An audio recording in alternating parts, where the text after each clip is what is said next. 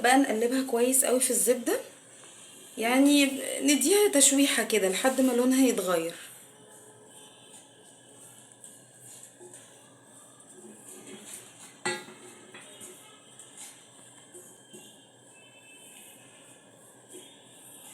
نفضل نقلب ما نسيبهاش خالص علشان ما تتحرقش مننا.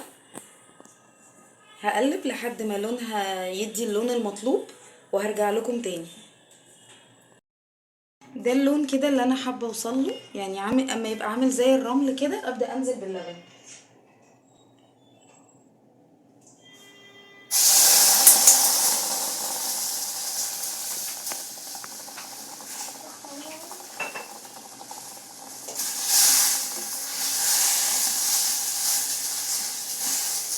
طبعا هي بتتكتل على بعض، اديها لبن لحد ما يبقى قوامها ناعم شويه.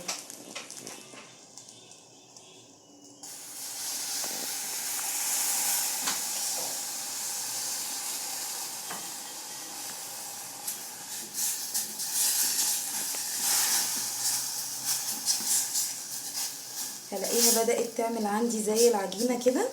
كل اللي انا عايزاه ان هي تبقى متماسكة بس في نفس الوقت مفرودة، يعني انا مش عايزاها تبقى كتلة كده او كتل منفردة. فهزود لها لبن تاني.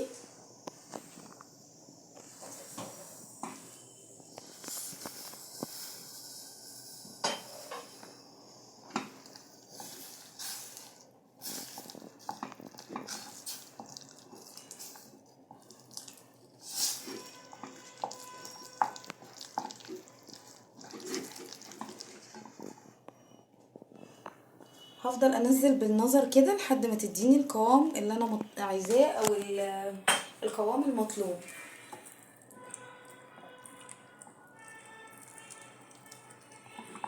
كل ده طبعا انا موطيه النار، يستحسن ما تبقاش عاليه قوي. هزود عليها بقى العسل.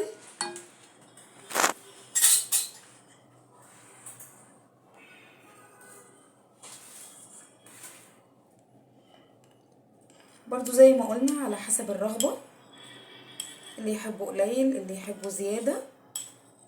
طبعا العسل الاسود مفيد جدا ومغذي جدا للاطفال والكبار. وهقلب.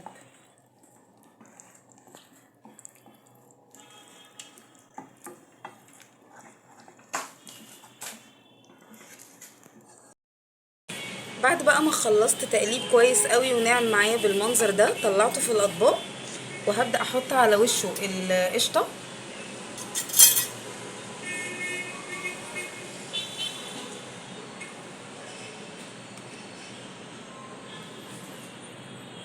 طبعا زي ما قلنا كلها حاجات مغذيه جدا جدا للاطفال، وممكن في حاجات ما يحبوش ياخدوها كده لوحدها، ففي الوصفه لما يلاقوا طعمها جميل وشكلها حلو يتشجعوا ياكلوها وياخدوا منها كل الفوائد الغذائيه اللي فيها.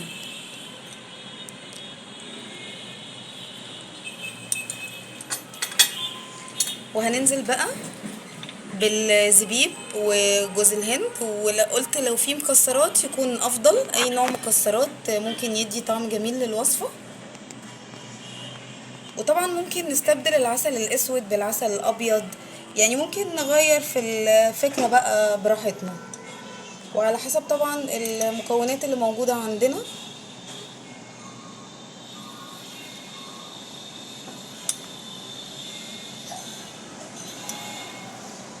بعد ما خلصت معانا بالشكل ده هنحطها بقى في الفريزر ساعة او حاجة، وهنطلعها وهوريها لكم لما هتطلع هتبقى عاملة ازاي.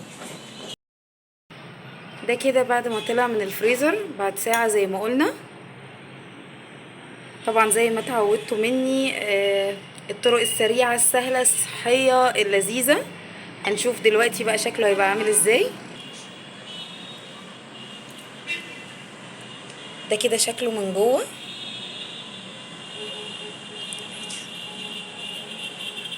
اهو. الطعم طبعا حلو قوي ومغذي جدا. جربوه بنفسكم وهتقدروا تحكموا. وبألف هنا وشفا على قلب اللي ياكلوا، خصوصا أطفالنا عشان ياخدوا كل العناصر الغذائية الموجودة فيه. بالهنا والشفا، وانتظروني في وصفة جديدة.